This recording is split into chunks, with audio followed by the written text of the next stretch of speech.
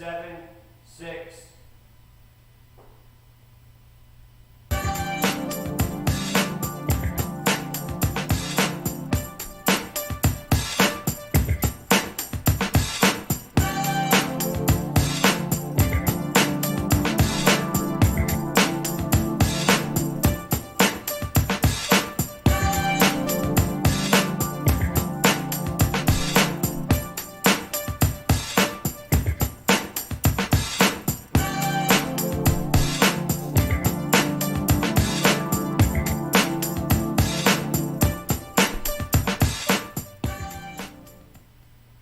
Hello everyone and welcome to another episode of Connecticut at your service, where in this show we highlight individuals that make a difference every day in their regular lives, in their community, and in their businesses. Today I have the amazing opportunity to introduce to you the Vice President of the Puerto Rican Parade of Fairfield County, where I used to be a madrina. So I'm really proud of that. And I wanted to introduce Miss Lissette Valle, who has been with the organization for many years. I know that your family is lifelong with the parade and doing all the things and helping to lead the organization. Before we get started with all of that, tell me a little bit about you and, how you make a difference in our community. So thank you, Carmen, first for inviting us here to be part of your show. I am a mom of 3. My children, all 3 are in college at this time. Currently, I work as a school librarian, and I'm a volunteer coach for Connecticut Special Olympics. Bridgeport has a team. That's wonderful. And aside from all the community service things that I do, I am now the 2022 Vice President of the Puerto Rican Parade of Fairfield County. And so we have been working really hard with our membership, with our executive board, and making sure that we continue the mission of the Puerto Rican Day Parade, Fairfield County. So one of the things that we talked a little bit about when we were kind of like off camera, you mentioned to me that your children are all like music, culture. Tell me a little bit about that, because real history, culture, and tradition empieza en la casa. You know what I mean? So tell me a little bit about that, and tell me about them. All right, claro que sí. So, of course, I'm first generation born here in the U.S. My mother is from Atillo, Puerto Rico, and my father is from Vega Baja, Puerto Rico. And very much we grew up with music, not only just the Spanish music, but also American music. I grew up listening to Willie Nelson, to the OJs, the oldies, and of course the salsa, the merengue. My sister and I learned to dance on my father's feet. He would have us dance on his feet and he would move us. And that's how we learned to dance. So growing up with music constantly all around, naturally it continues as I'm raising my own family. My kids always grew up listening to different types of music. If whatever they were doing, there was a song to it. Even to this day, like if I'm doing something, I'll find myself singing as I'm going through a task. And so, as I mentioned, all 3 of my kids are in college. My daughter Liza is a freshman, and she's a singer and she plays the guitar. Mm-hmm. My second eldest son is Isaiah, and he's a trumpeter. He's been playing the trumpet since he was 6 years old, and he's majoring in audio production. And then my eldest son has his undergrad already, and he's working towards his master's in film. And so, and he also sings and he raps. And just like 2 weeks just ago, a little bit. Just a little bit. And then so like 2 weeks ago, they were in New York at a recording studio. So they're very much involved with music, and it just continues. Well, and I know you're not giving away all but your sister's a singer too, yeah. And recorded, like she's got CDs and all of that kind. You have to mention, you got to give her a shout out. Absolutely. And see where they can find her. Absolutely. My sister, you can find her on her website, RitaMarieValle.com. She is a singer, amazing singer, not only because she's my singer, but she really does have the pipes. And she actually, I believe she was like 7 years old when she started playing the piano. So music is something that, has, like I said, it's just among our family and it just continues. That's amazing. Mm-hmm. So in that, I imagine, because your family's so ingrained, your mom has been past president, mm-hmm. Your aunt has been president and vice president. So I know that tradition culture and the arts play a big role, not only in your life, obviously, from what you tell us about your children, but your sister as well. How has that helped to shape the work that you and your family do because the parade is what? It's going on almost 30 years, right? That's right. Yep. So we're celebrating now the 29th year, culmination of the Puerto Rican Parade, the celebration that occurs. The founder of the Puerto Rican Parade of Fairfield County, Cruzmilda Maldonado, these are visions that people who came to the U.S. from Puerto Rico wanted to make sure that the Puerto Rican community stayed connected with our culture and traditions, the music, the history, and they felt that it was important, and it is important for us to do that. And so they put together this organization, and initially, it still is very much grassroots, and it's just, at the sweat of the people, volunteering and giving their time, and just sharing their talents and just their enthusiasm for the Puerto Rican culture and everything else about it. And it looks like your organization has taken kind of what's happened during COVID and really turned it into an opportunity to do outreach and do some community service. Tell me a little bit about the last project that you did that was working with families and kind of like mental health. Right. So with, of course, COVID, as you know, had a huge impact on not just our organization, but many organizations. And so now that things are lifting and opening up a little bit, the Puerto Rican Parade of Fairfield County was actually, our former board had applied for and received a grant where we are now able to expand on our educational components, the community outreach. And specifically, the mental health component is our family communications workshop. And so we've already had 2 sessions, and they continue throughout the month. You're welcome. We invite the audience to go to www.prpfc.org, where you can always connect and see the schedule for our up and coming events. But we find that it's it's important regardless of who's participating, because it's open to everyone. And one thing is that we found that we were receiving messages from people saying, I'd love to participate, but I can't make it in person. And so we're listening to what people need and how else can we reach our community.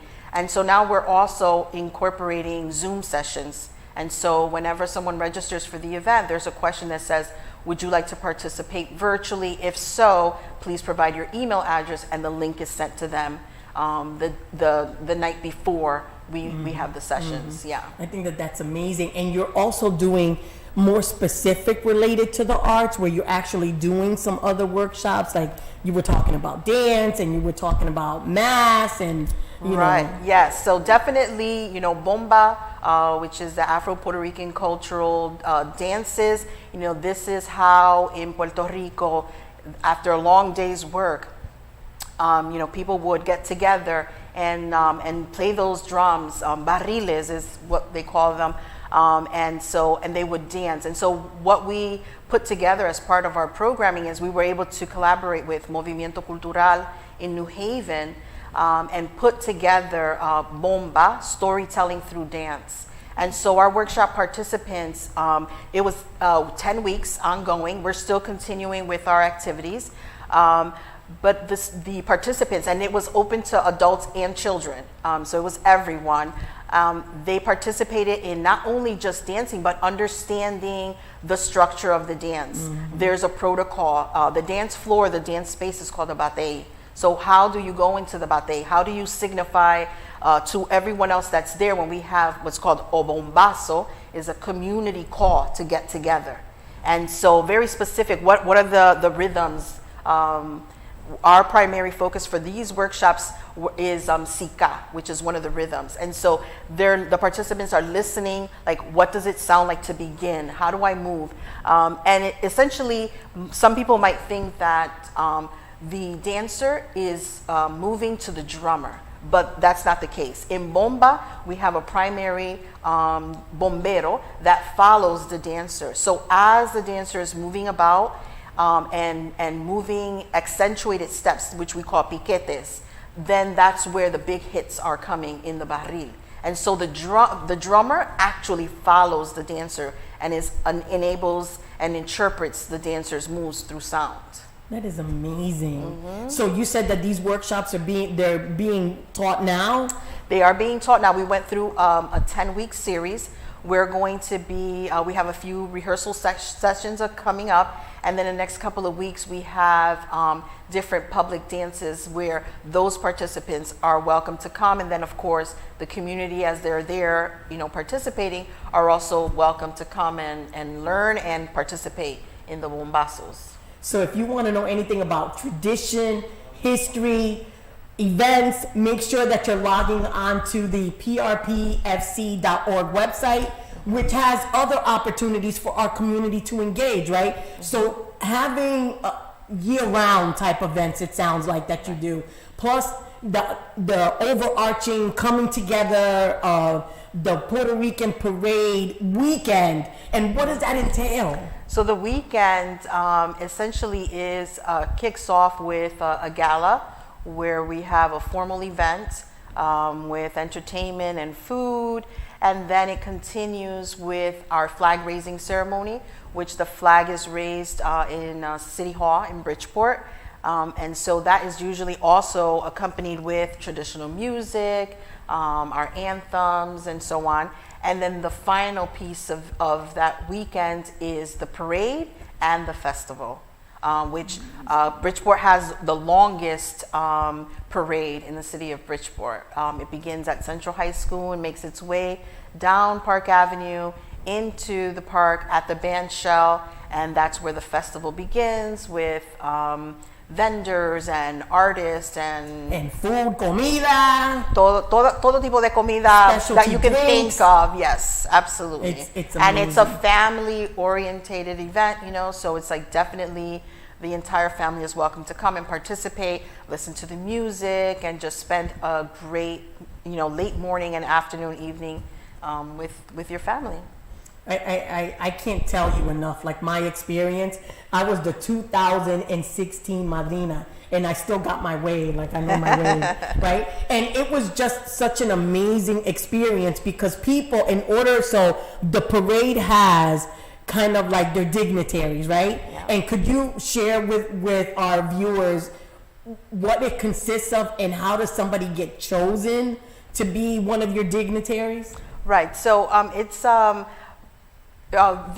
the dignitaries that come out in the parade, you're saying? Mm-hmm. Oh, yeah. So the executive board, we're of course looking out to see who in the community is making great impacts, involved in the community. And so we start putting together names and drawing lists. And as a group, we say, okay, let's see what this person is doing. Let's invite this person to be a part of our organization, and to help us with promoting the events that we do and just the culture and the traditions of the Puerto Rican people. And I remember that the one year that I was participating in that, people actually would submit recommendations to you of who would be individuals that would be La Madrina, and if you can share with our viewers, those that are not Latino, what a godmother, madrina is, a padrino, what is their roles, and the leadership that happens with that, and what is the expectation of that role? So the madrina is the godmother, and the padrino is the godfather, and so those individuals are chosen to represent the organization and bring their expertise and add to what the organization provides in regards to services, ideas. And so they're kind of like a guiding directors of what it is that we do and how we represent our community.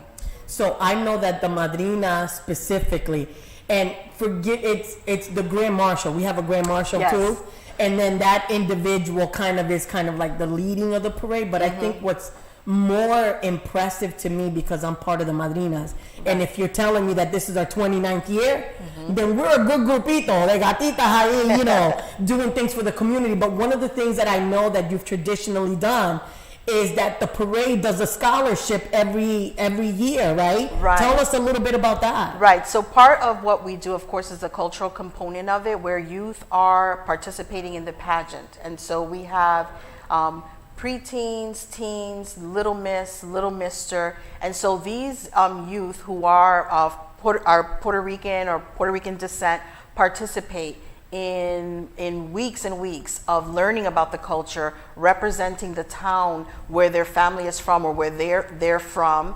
And they're learning the music and learning about the foods and the language, the history of it. And so all of that is during these weeks, they choose a talent, their town that they represent. And all of that is put together with a pageant coordinator. And then they progress through, they have their presentation where they talk about, it could be, mi nombre es Lissette Valle, yo represento el pueblo de Vega Baja. My name is Lissette Valle and I represent the town of Vega Baja, which is where my father is from, or whatever, town. So it's part of like also instilling a sense of pride and an extension of what your parents, your family, instills in you in regards to being proud about being Boricua and being here in the country, in this United States. It's like, though we're here, we don't lose that connection. There's still that thread that's, entwined. And I remember, my mother growing up and even my children growing up and my grandchildren, it's different. So, you still think about the leadership and the tradition and all the things that we need to celebrate, but it's really important. And I imagine that anybody that's involved with the parade, that it's got to be a labor of love, right? Because you don't get paid for it. So if somebody wanted to say, Lissette, I want to step up and I want to, help you guys or volunteer or something like that, how would somebody do that? So right on our webpage, the PRPFC.org, we have a link for membership. And so you can just click on there and just put in your information. What would you like to volunteer for? Whether it's assisting with the parade, whether it's assisting with sponsorship or being part of the pageant committee, the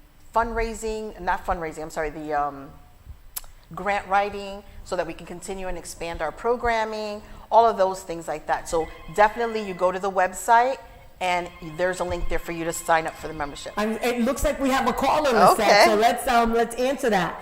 Okay. Welcome to Connecticut at your service. Do you have a question for Ms. Valle? Yes, I do. I'm interested in knowing how can I be a part of the parade if I have a business and would like to have a float. Oh, that's perfect. So yeah, on our Great question, by the way. On our website, www.prpfc.org,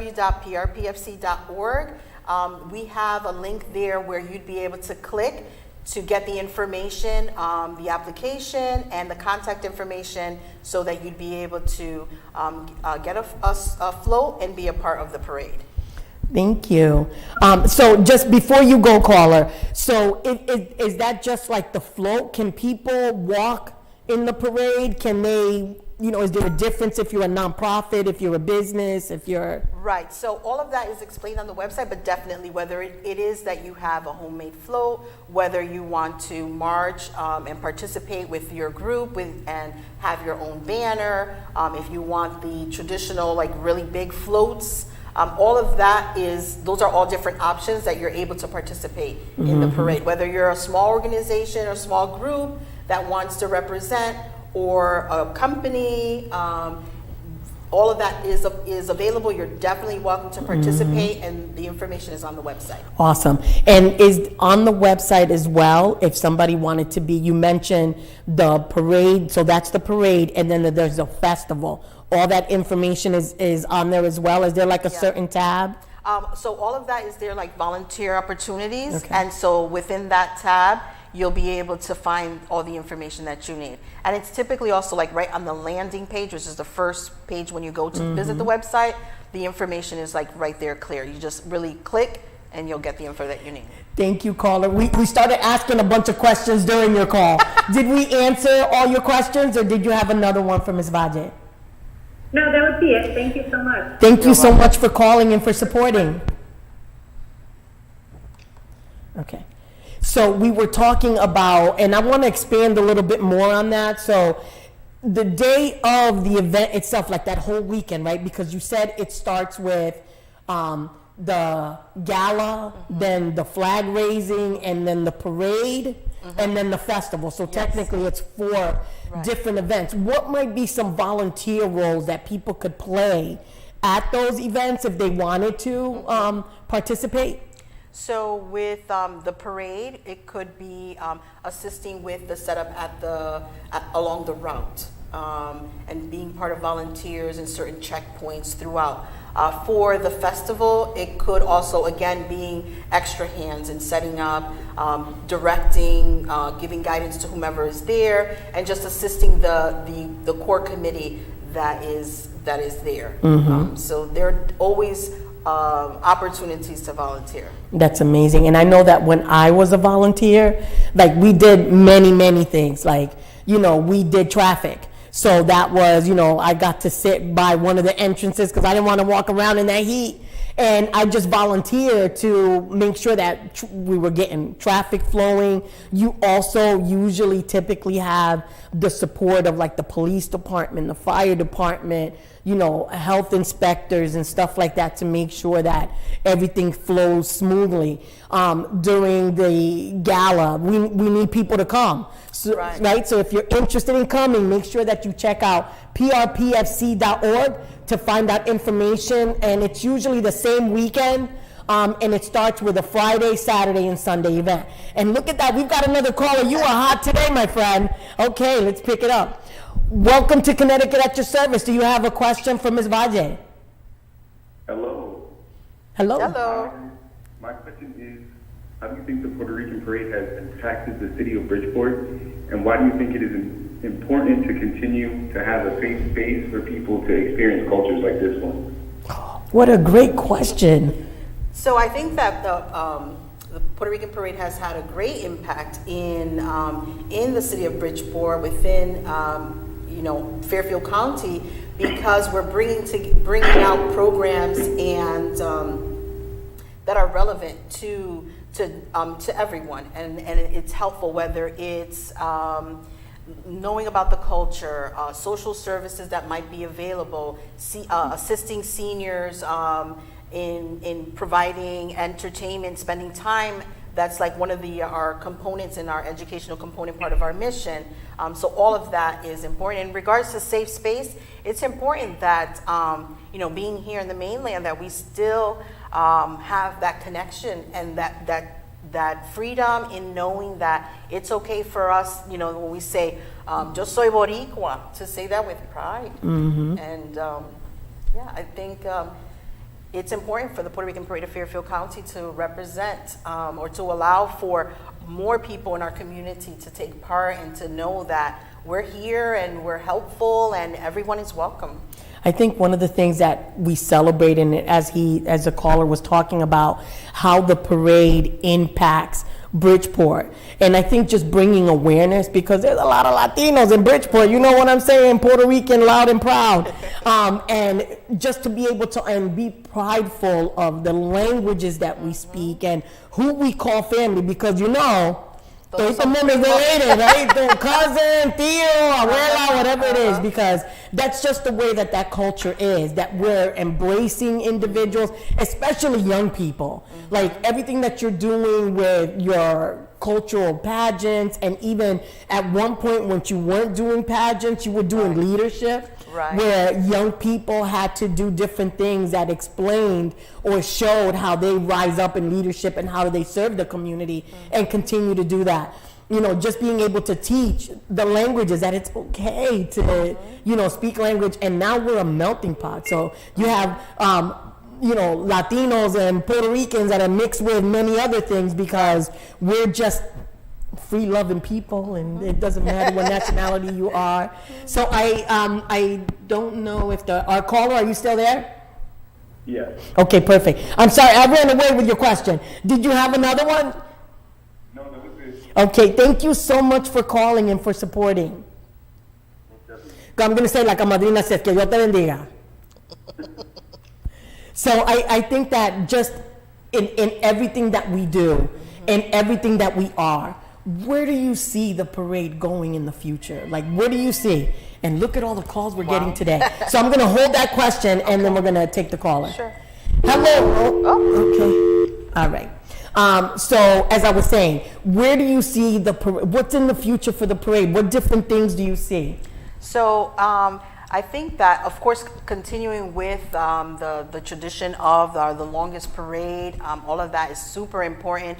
But our community outreach and programming is something that now that we're having a little bit of the COVID restrictions lifted and so on and so forth, that we'll be able to expand, services or assisting with our senior citizens. It's important that we take care of those that came here, that worked hard, take care of our ancianitos, right? So definitely senior services, connection with our veterans, and the people who support and work for us to have these freedoms here is important as well. And as well as then just to continue with those educational components. The idea is, to continue with, we are here, representamos, estamos aquí, we're here to say and to do the best that we can for of course the Puerto Rican community, but for all of humanity, right? Because that's our connection, right? Humanity. You can say, soy puertorriqueño, no soy puertorriqueño, soy medio puertorriqueño, but what is the connection there? The one unifier, right? Where it's humanity, and that's important to make sure that we continue to cultivate that culture and to make sure that we always share that cariño. And pay it forward, right? Absolutely. Because as you were talking about taking care of los ancianitos, it's also paving the way for the young people that will lead after us. And I just want to take a moment and just personally thank you and thank your family for always stepping up and leading. And I've lived in Bridgeport more than 20 years, and somebody from your family has been part of that parade since as long as I've known you guys, and have always been embracing and bringing people in. And there's so much that we could be doing. So I want to personally thank you for that. And then we're going to take one more call. Okay. Thank you for joining Connecticut at your service. Oh. Maybe that's the wrong phone. Maybe it's that one over there. But in any event, so I love the fact that you're mentioning. See, it is this one. Okay. Hello and welcome to Connecticut at your service. Hello? Hi, welcome to Connecticut at your service. Do you have a question? Is this Soundview? This is Soundview, yes. Is Victor? Who? Hello? Yes, I'm sorry. I think you might want to try and call back. Are you calling for Connecticut at your service? No. Okay, you might want to call back. Thank you and have a great day. Okay, sorry about that. So what might be some final words that you might want to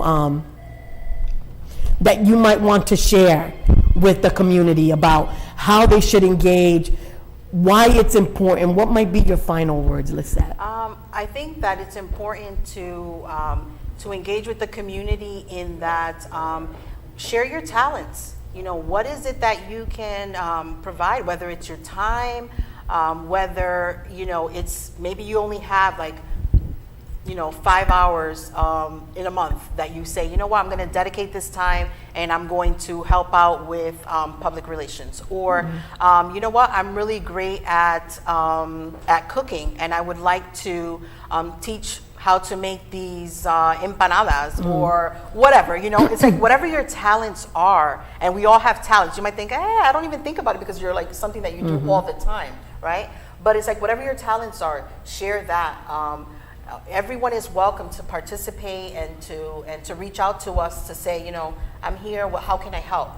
Thank you, Lissette. We're very welcoming. So thank you for being our guest. We hope that folks will celebrate everything that's culture, everything that's Bridgeport, everything that is Puerto Rican, because for one day, you could be Puerto Rican. We want to make sure that we're welcoming you each Tuesday here on Soundview TV, where we celebrate individuals just like Ms. Valle, who are making a difference in their community and spreading love, peace, and happiness.